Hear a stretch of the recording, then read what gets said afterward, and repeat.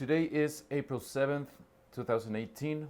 My name is Álvaro Céspedes, and I'm interviewing Jesús Rodriguez for the Voces Oral History Project at the University of Texas at Austin. We're in Hondo, Texas. Again, thank you very much, Mr. Rodriguez, for allowing us to interview you today. So today, we'll be asking you questions in general about your life, but more specifically about your upbringing in Central Texas, your time as a constable, and your political involvement, your work as member of Chicanos Against Military Intervention in Latin America, and as a collaborator for El Informador newspaper. As we said earlier, if there is anything that you don't want, that you don't wish to talk about, we respect your wishes. If there are things that you want to talk more about, please let us know. We may stop recording if you need to get a drink or use the restroom. Just let us know, and we can stop and pause it, and then we'll go back to it.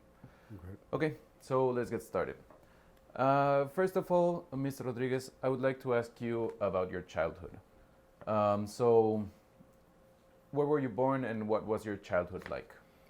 I was born in 1940 here in Hondo, Texas, and I started school at Westward Elementary School, where we were separated from the white school. But I went there till 1955. If I remember correctly, 1955, the Supreme Court said that integration, that we had to go to the all Anglo and mixed school. So I remember that day, it was about noon, a bus came to Westward Elementary School and picked us up, and we went to Lacey Elementary School, where all the Anglos and Mexican Americans together. And well, we started from there, and at that time I didn't know why, why we were moved, but later on I knew that the Supreme Court made this decision. And how were you feeling? Do you remember how were you feeling that day? Good, but being integrated with the Anglo community, at that time, they were very anti-Mexicano, and we were made fun of the way we dress, the shoes we wear. We were poor, and I felt uncomfortable. Okay. What other memories do you have of school? Maybe teachers, friends that you made? Well, teachers, they didn't really inspire you to learn. You know, you take it, learn if you want to. If not, they didn't care. Okay. What about other schools in your community?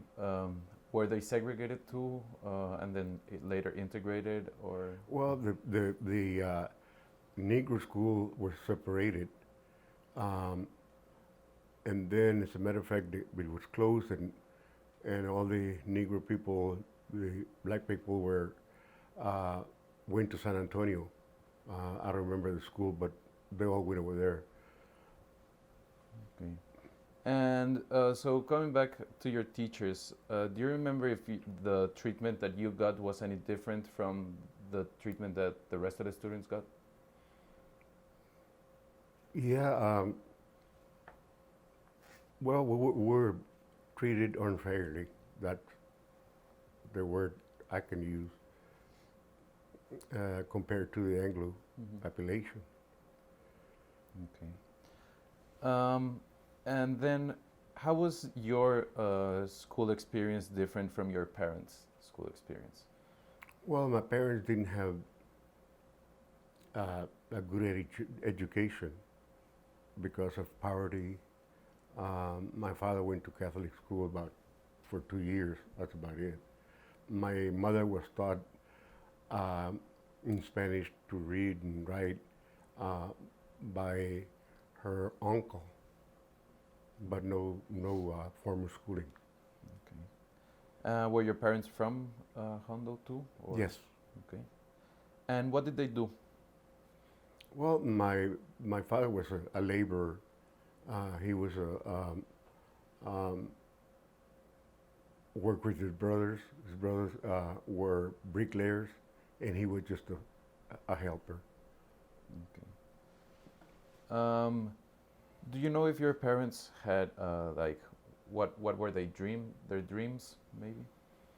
Well, the dream was that we get good jobs and get educated, and we went out to pick cotton in Arkansas to make ends meet, for our family, and pick cotton in Rosenberg, Texas, and but then 1959 that ended. My parents moved to Wisconsin State, and I stayed behind. Okay. And what was your family like? Did you have any siblings? Yes. Yeah. Could we talk a little bit more about My that? brothers, well, we get along okay, but since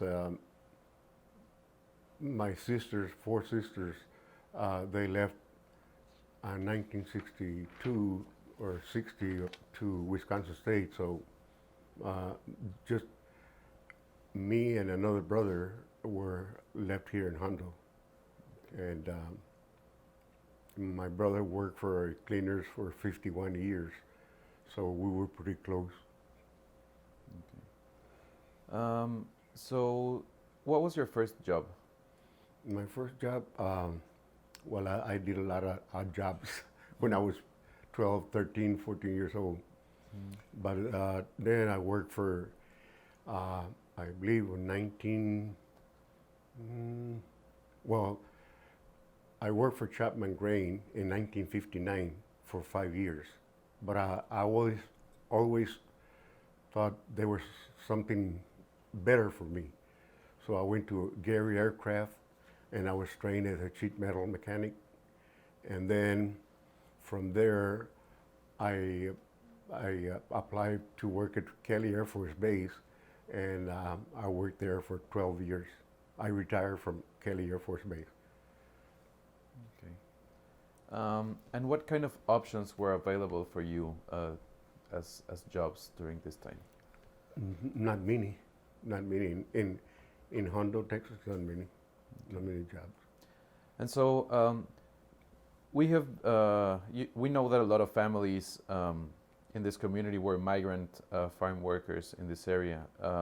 Did you yourself do any farm work? Yes, chop cotton,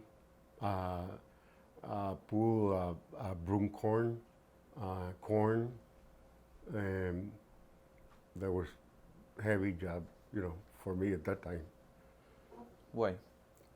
Pulling broom corn, that's pretty heavy. I mean, they didn't have the machinery at that time, so we had to put it by hand. Okay. All right. And did you ever live outside of Hondo? No. Always Well, I here? lived in San Antonio for about 4 years, and I got married there, but I moved back to Hondo. It was during the 70s, I believe, and I came back to Hondo, and most of my life been in Hondo, Texas. Okay.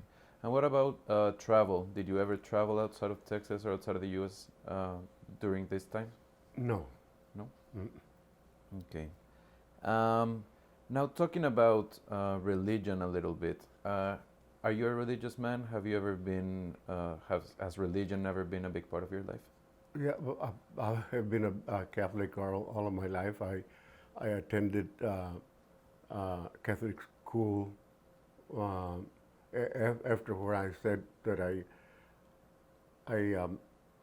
they were moved to Lacey Elementary School, so I dropped out of there and went to the Catholic school because it was better and more convenient for me, and and I got through the what do you call it, the 8th grade. I graduated from the Catholic school. Yes, I'm a Catholic, and I've been a very religious person. And then about your education a little bit more. After graduating, did you attend college or university? Well, I went to high school. The first year I dropped out, but I wanted education, but I had to work and go to school, and my parents, we were a big family, couldn't afford it. So somehow in 1964, I called the Southwest Junior College in Uvalde, Texas, and I called the principal, and I told him that I had dropped out of school. And he said, "Come on over. I'll be glad to help you and get your GED." And he gave me some studies, and for 2 weeks, I went every day over there and got my GED in 1964. Okay. And what made you care more about your education during this time? Well, because I didn't want to work hard. I always were inspired to learn more, and I attended college. Okay. And did you have to sacrifice anything in order to achieve this? Yes, didn't have any money. That's mostly because, I had to travel to San Antonio. Okay. All right. So talking a little bit more about your political involvement and that in your community. So we did some reading into the subject, and we saw that many Mexican Americans in these counties in Texas weren't voting because they maybe felt apathetic. Do you agree, or what do you think about this? No, if our, the bosses, that we used to work for, they discouraged us to vote. I remember when I was working for Chapman Grain, I had a sign in my car about Kennedy, those years, it was 1960, and they told me to move the car out of the place or remove the sticker. And they didn't want us to vote. The majority of the Anglo people discouraged us to vote. Okay. And how did you feel about this? Well, I felt that it was not fair. But as in the 1968, I started to vote, and from there on, I keep on voting and attending rallies and whatever. And what about politics in your family? Did your parents ever encourage you to vote? No, because at that time they had the pool tax. You had to buy, I don't remember, $3, $5. It was too much for a Mexicano to get the pool tax. And what about political involvement? Were there any obstacles, not just registering to vote, but maybe running for office during this time? No, I worked with registered people in 1968, and I was qualified to register people because you had to. And from there, we encouraged a lot of people to vote, and people started voting. Okay. And what kind of voter education did you get or was available in your community during this time? I'm talking about like maybe Raza Unida, Well, no, something like that. the Southwest for Southwest. Willie Velasquez Southwest Voter Registration Project, and that was a big deal, that got us over the hump in political. And so going back to that anecdote about the Kennedy sticker, so did you ever speak up against this kind of discouragement or voting rights, and what sort of consequences could there have been? No, I couldn't because I would be fired, and if you give your bosses a little trouble, they call the police, they call the county sheriffs and put you in jail or discourage you to vote. And do you remember when was the first time that you voted? 1968. Okay, and how did you feel about this? Great, I felt like freedom. I could air my voice, and at that time I voted for an Anglo for mayor, but he was a good man, and we didn't grow up together, but he was my age. And so, what do you remember if there were any activists in your region, maybe during this time, trying to get more Mexican Americans out to vote or something like that?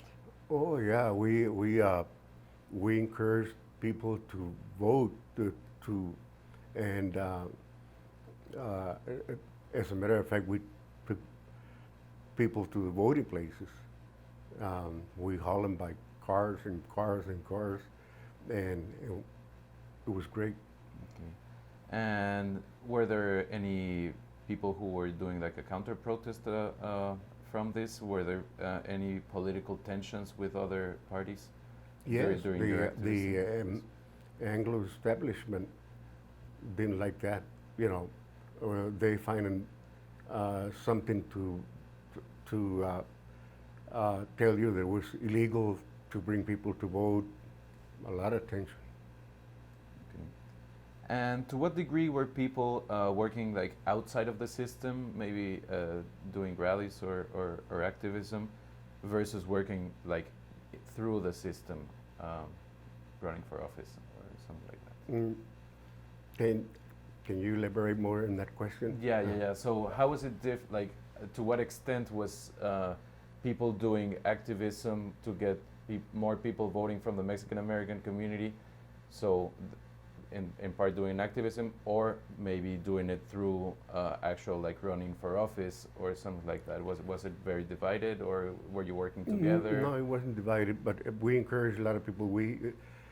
To get this started, to get people started to vote, we had a big rallies, and the local people, contributed to a big rally, and that was a very good encouragement for people. They got encouraged to vote. Okay.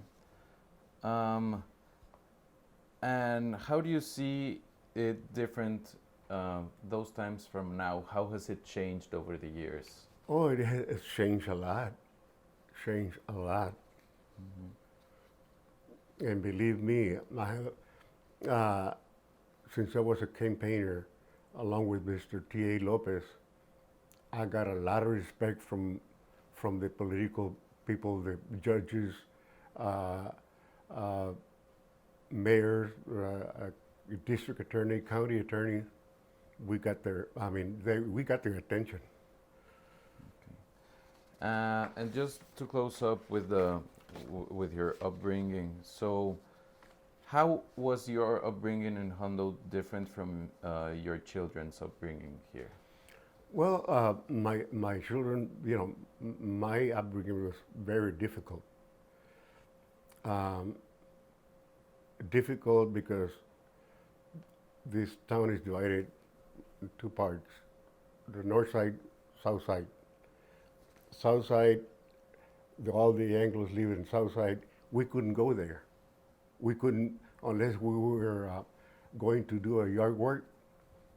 We were not allowed over there.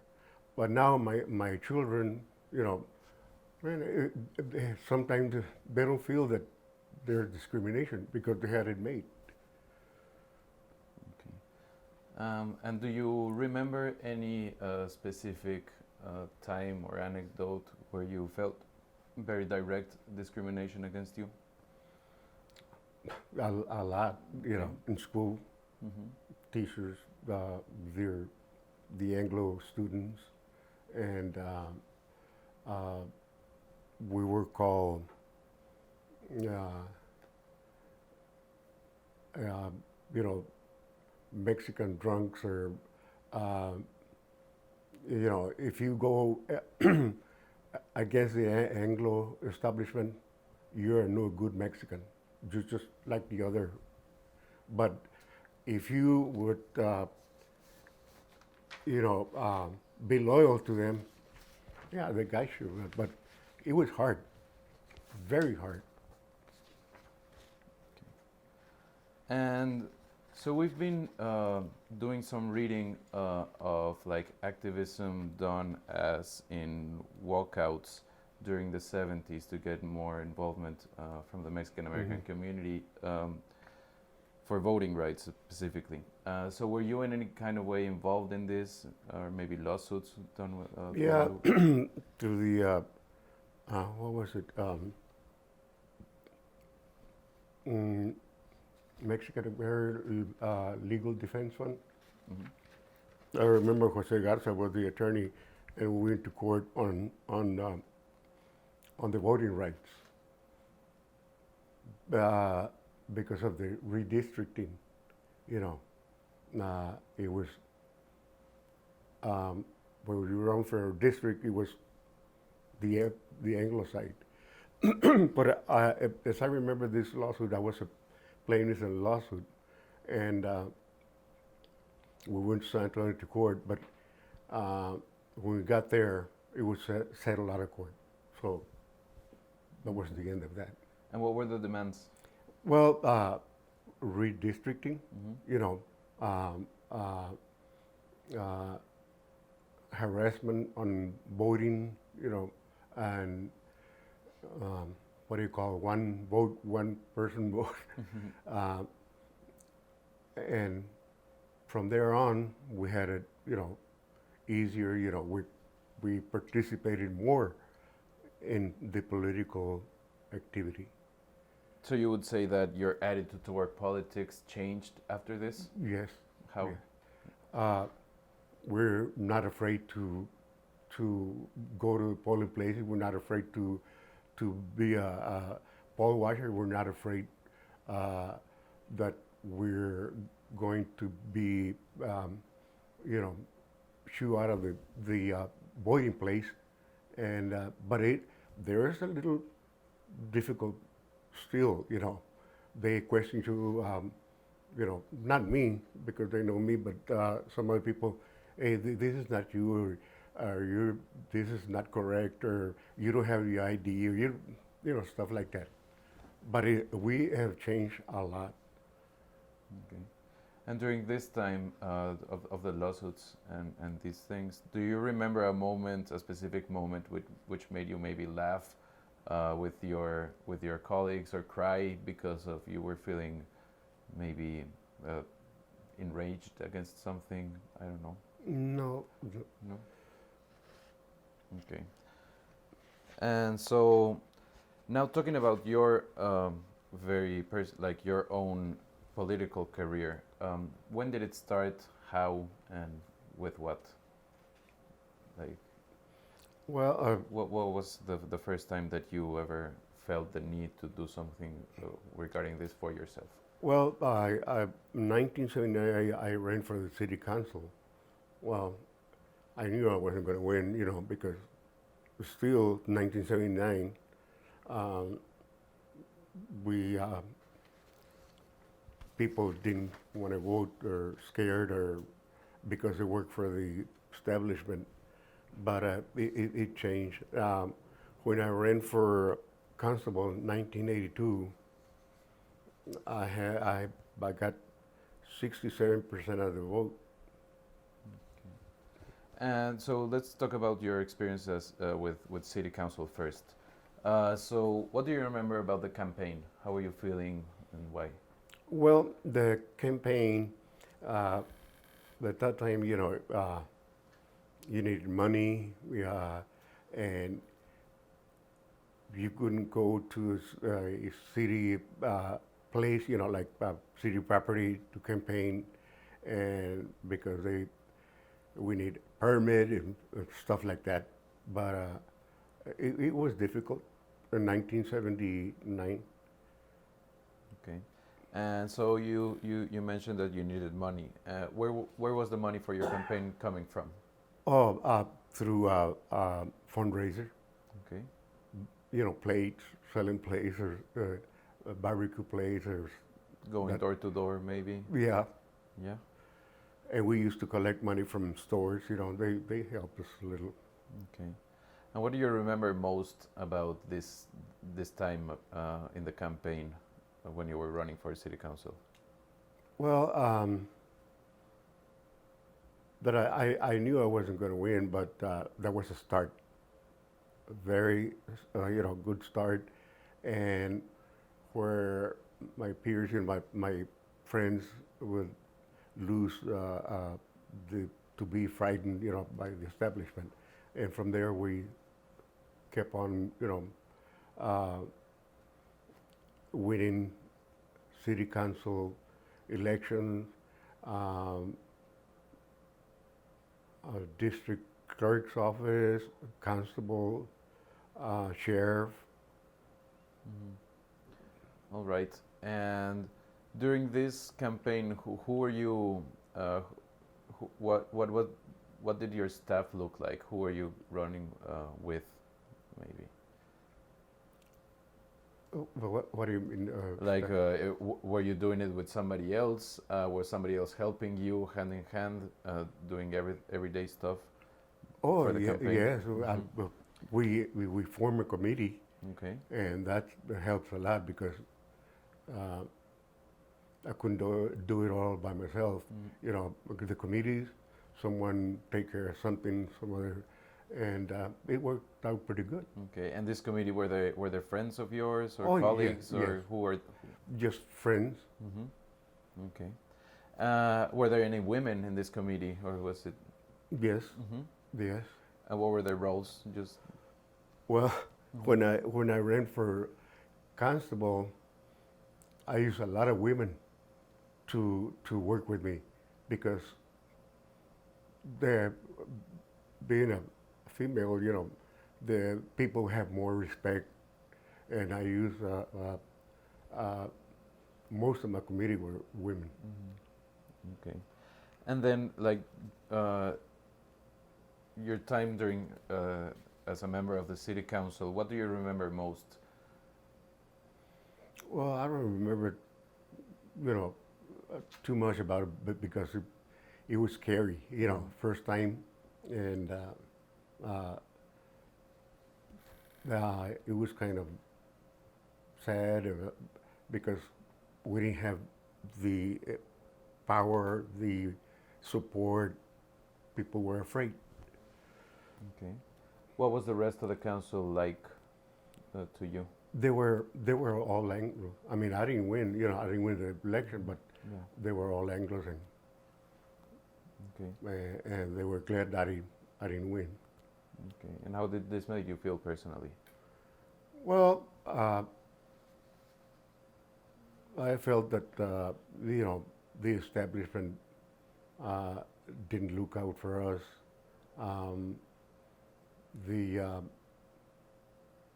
In the first place, they didn't want us there to see what's going on within the city administration. Okay. And then, so after this, you ran for constable, right? Mm-hmm. When did this happen? 1982. 1982. And how did the idea first start coming into your mind? Like, why a constable? Well, but we needed a change, and I was the first elected constable in Medina County. Okay. We needed a change, and I was there for 10 years.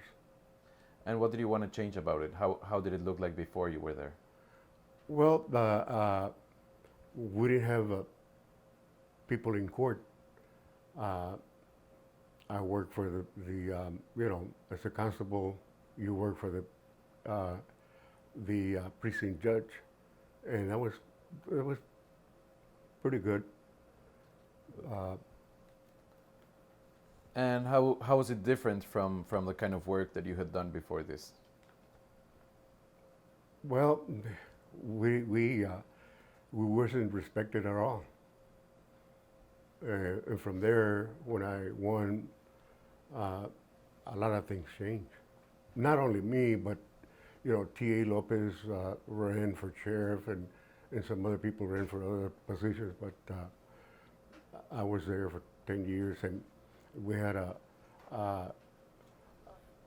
commissioner that won for the first time, the first Mexican American person to be commissioner. And so, how did your identity as a Mexican American play a part in all of this? Well, In the kind of work you did? they didn't like it, but I was respected for where my position was as a constable. We earned a lot of respect from the community, from the establishment.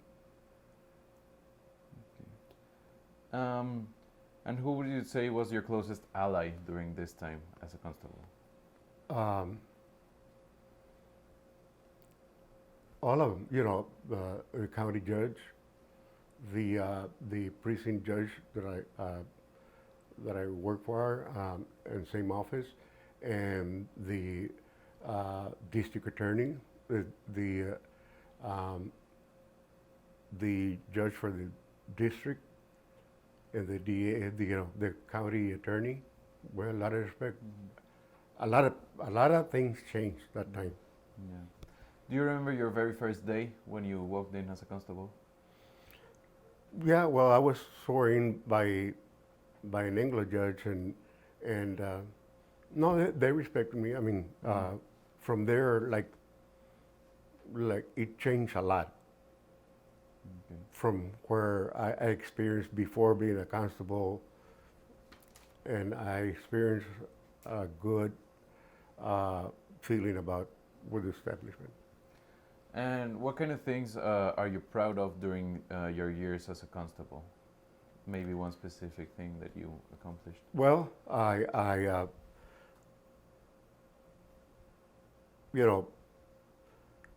treat people with respect, and they respect me, and I serve a lot of civil papers, and they had a lot of respect for me. I've had a lot of respect for them, and I believe I did a good job, during my 10 years. And do you remember if there was anything maybe that you weren't able to accomplish or that you regret from these years? No. And then when did it come to an end? How was it? Well, when I ran the last time, I didn't put too much that effort into, because I felt that someday it's going to end, and I lost the election. But it didn't bother me because I knew that, some other people, were against me, and I didn't do too much. Like, I ran 3 times, like the first 2 times. Okay. And then after this, after you finished your time as a constable, what was next? Well, I did a lot of campaigning. Mm-hmm. I remember one judge, Wat Murrah, the county judge. He respected me because I campaigned with him on the Mexican American site, and they respected me. The county judge, the county attorney, district attorney, and the district judge. I had a lot of respect. I mean, they respected me because I used to have about 400 followers. My campaign. That was the Jesse, I need your help. Jesse, why they call me Jesse.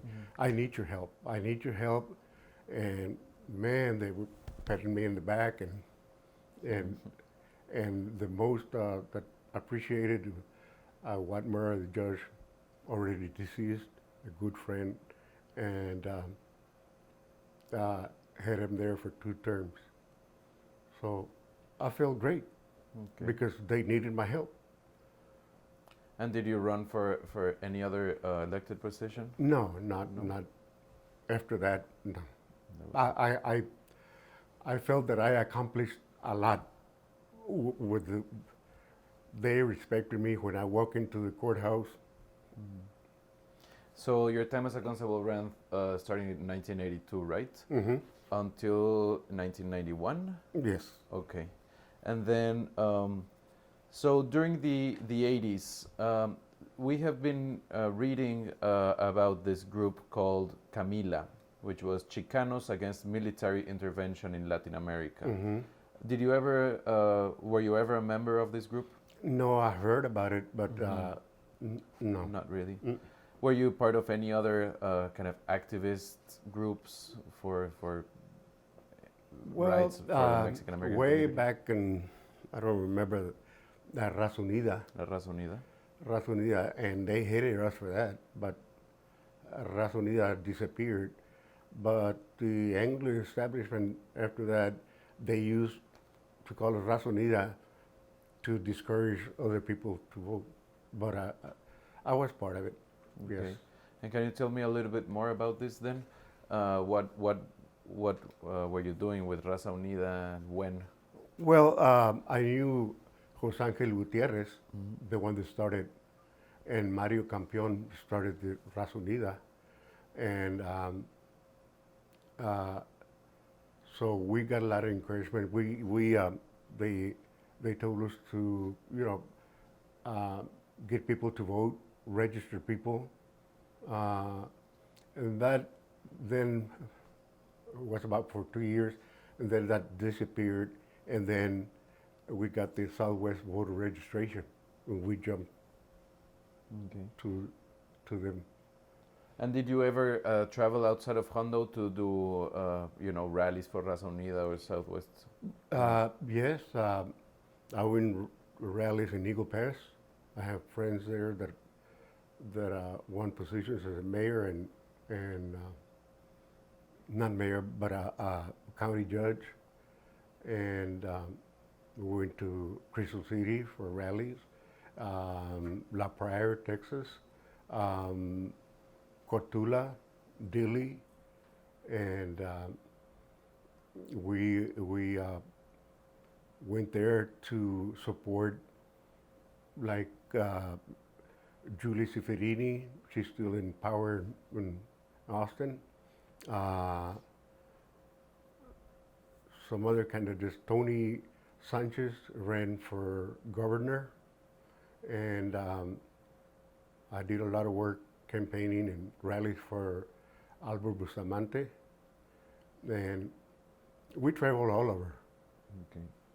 So would you say that you made like a big network of alliances all over Texas? Or? Well, this part of South Texas, Eagle Pass, Crystal City, Carrizo Springs, Dilley, Cotula, Pearsall, and Castroville, La Crosse, Dehanis, Texas, and Hondo. Okay. And so tell me a little bit about this newspaper called El Informador. What was it? Well, Uh, like, I guess, Like a quick overview. gossip. But I used to sell the Informador, and I used to, I would be the advertising the salesperson. But I knew Rodriguez. I don't remember his first name. That he was the writer, and we expose a lot of stuff in the city, like potholes, streets, drainage, and all that. We expose it and to the city council, and it did work. And how was it different from the rest of the papers that were going around at the time? Well, different because the you mean the local newspaper? Mm-hmm. Well, they're very different because they never mention anything about, Hondo is discriminating, with the streets not cleaning up, and and we discover all of that, and we view it to the people, to the establishment. It may change a lot. Okay. All right. And what other kind of stuff were you able to read in the Informador? Um, What kind of stuff did you cover? well, mostly political stuff, and what was going on. I mean, wrong with the establishment. We expose that, and I believe we did a lot. Okay. And where was it distributed?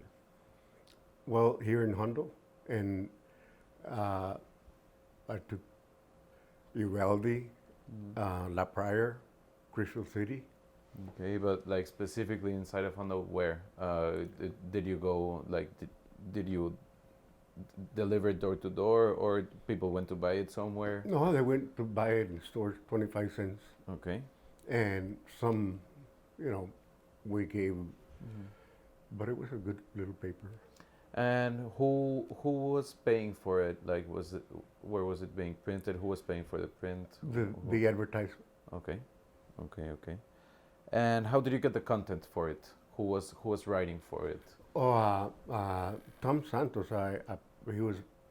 He ran for the city council, and Rodriguez. Remember his name? Rodriguez was writing for the paper. He was the writer. Okay. Were any women participating in this project? Yes, but I don't recall. They doing it.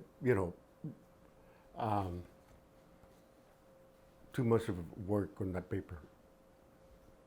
Okay. And what about the meetings? Do you remember any specific meetings, or where did you used to meet? We used to meet at houses, like the Torres houses. They're here. We used to meet at D.A. Lopez residence and get the information and put it out. Okay. And how did your family have any? Were they supporting you on this? Oh yes, yeah? yes. Mm-hmm. Yep. Okay, so now moving on to kind of the political spectrum today in Medina County and in Hondo. How has it changed, and how would you feel that you have contributed to any change? How did it change? By Like, how is it different now from how it was back then? Speaking in today's, city council or. Well, it changed that by people voting, not being afraid, and we have voices in the city council, and we have people that are not afraid to run, and that changed a lot. Okay. And what about maybe political or ethnic tensions today? How are they different from before? No, the tension is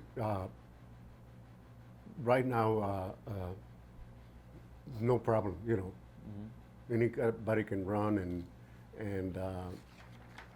and there's no tension on either side. What would you say would be, you know, the moment when, or the memory that you feel most proud about during your career? When I won for a constable, Okay. it opened the door to a lot of people, you know, that been running for positions. Okay. Can we pause for a second? Okay, Mr. Rodriguez. So, talking about the Mexican American activism during the 70s, protests, walkouts, lawsuits, how were you involved, and if so, when? Well, I was involved in the walkout because I had two children in school, and I didn't let them go to school for a few days. Oh, it was all about your dress code, hair, long hair. What that got to do with learning and the walkout. I remember I participated in 1974 in the barrio that walkout, and I remember specifically that I remember Rose Castro, which is the mother of the two twins, Castro, senator, congressman. She was 18 years old at the time and made a lot of, you know, and a lot of good people, you know, from other towns, people that respected, you know, by the community, and it was a good workout, and it turned out to be good. So you mentioned this thing about the hair. Could you go in a little bit deeper on that? So if you had long hair? Well, the long hair, that was the main deal. The Mexicano wearing long hair, and they didn't like it, you know, and so And were Anglo males wearing long hair back then? no. No, it was only you, your community. Okay, and how did this change your attitude towards politics? Was it the beginning of your like political involvement, Yes. or? It changed because it changed a little in school, so we gained a little power, you know, and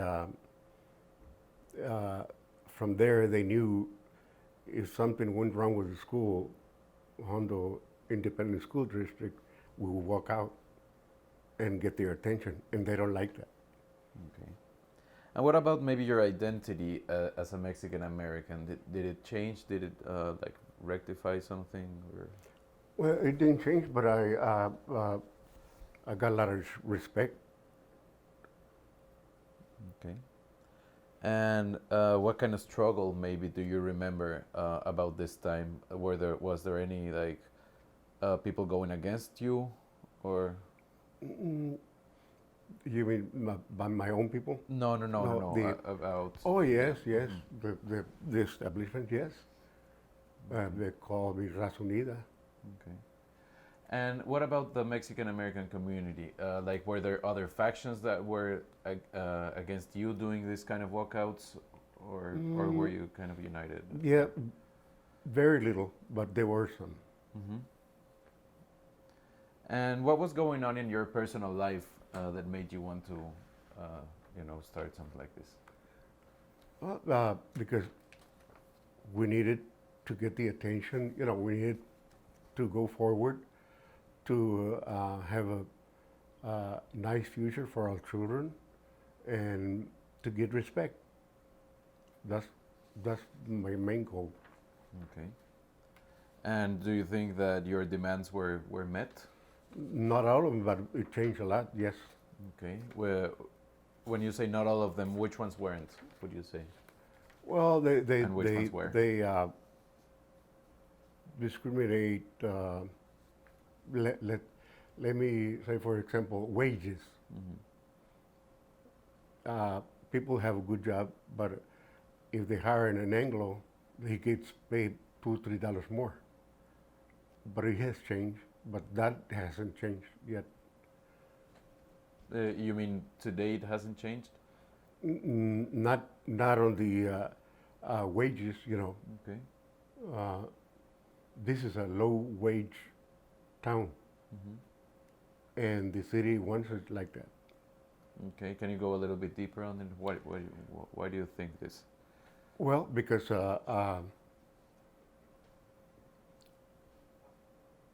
you know, we get the inferior jobs. When you say we, you mean the... with the Mexicanos, Okay. where they don't pay much, and they don't want you to get promoted. They don't want you up, you know. That's why they pay low wage. And people, you're not going to get anywhere if you don't get paid right for your family. That's still going, but changing. It is going to change. Okay. And so you say that this is still an ongoing situation right now in Hondo, maybe all in Medina County. So how do you see an ideal future for the Mexican American community in the future? Well, the politics, people running for positions, it'll change. You know, we get city workers here. We have a lot of city workers. They get paid the minimum. Okay, they get trained, they go to school, you know, for their specific job, and then they have to move to another town to get higher wages.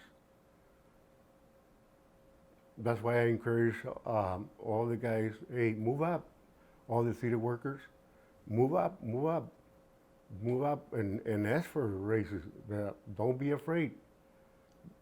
They need you. They're going to keep you.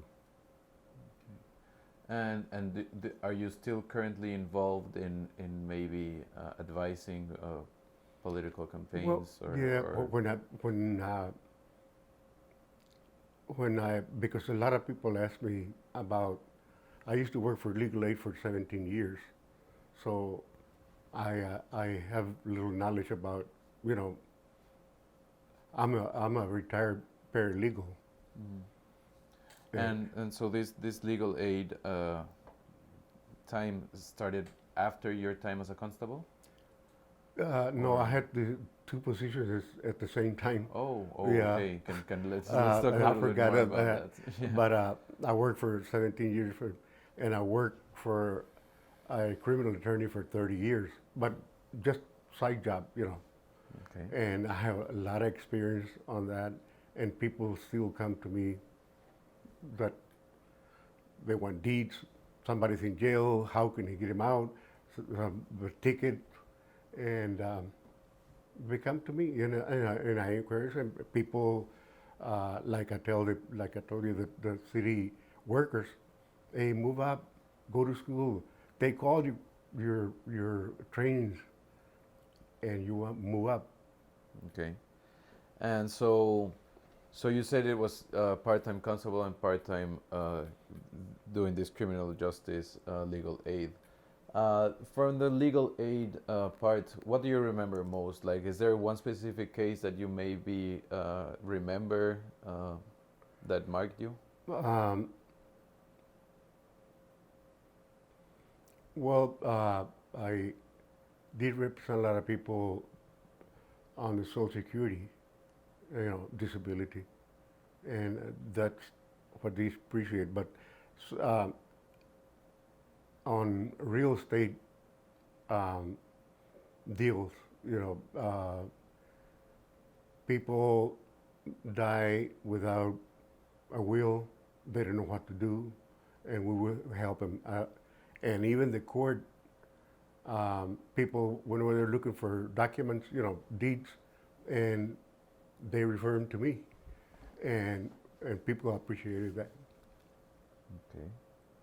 And when did this end, or how? Your time as a legal aid worker. When did it stop, or When did it what? when did it end? Uh, 2001. I worked for 17 years since 1982. 17 years, and I was 62 at the time. So, and I started full time, then I worked part time. Okay. And after that, you went into retirement, or Not really, because people who still come to me okay, for about 5, 6 years after that, after I retired from legal aid, I couldn't go to HEB or Walmart because people, hey, I want to ask you a question, a legal question. I'm not an attorney. Hey, I want to, and I ended up with the case. I couldn't go. I mean, people still follow me. And did that make you feel maybe proud, or just? Yep, proud because within my heart, my whole life have been to help the less fortunate, the people that in need, that they don't know how to read, and they don't know where to go, and I love to help people. When they come with a legal question, I'm not an attorney, but I have an attorney that I ask him in a moment's time, and he gives me the right answer. And that's my whole life, helping people. That's been my whole life. And would you say that the problems from these people who are maybe less privileged have changed over the years from your time during your time as a constable or legal aid assistant to today? Is there a big difference between the problems that they had before than the problems that they have now? Yes, a big change because they know where to go now. I tell them, you need something, go to the courthouse, get your paperwork, tell them you need this, you need that, and do not be afraid. That's your legal privilege, to get documents, and go. And And they didn't. sometimes I don't do it because I want them to learn. Okay. And before they didn't know Oh, that? they couldn't. They don't want to walk into the courthouse because they're afraid.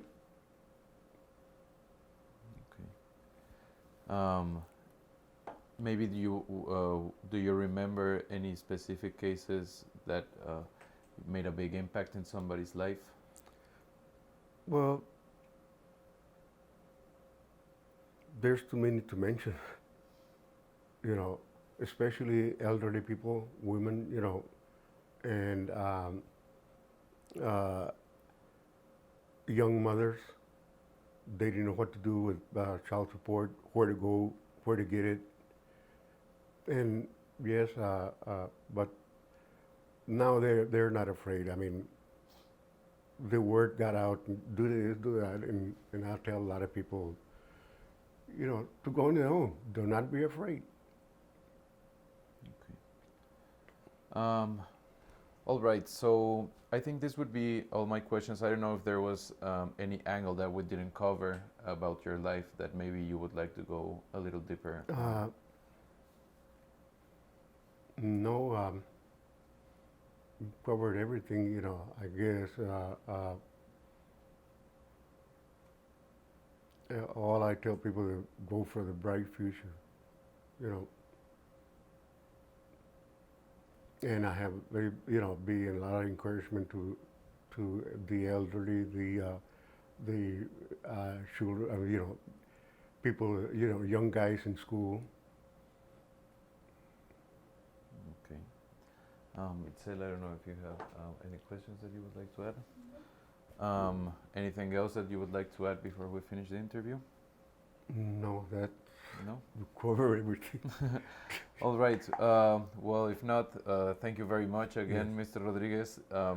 This was Álvaro Céspedes interviewing Jesús Rodriguez for the Voces Oral History Project in Hondo, Texas. Thank you very much again, Mr. Thank you. Rodriguez.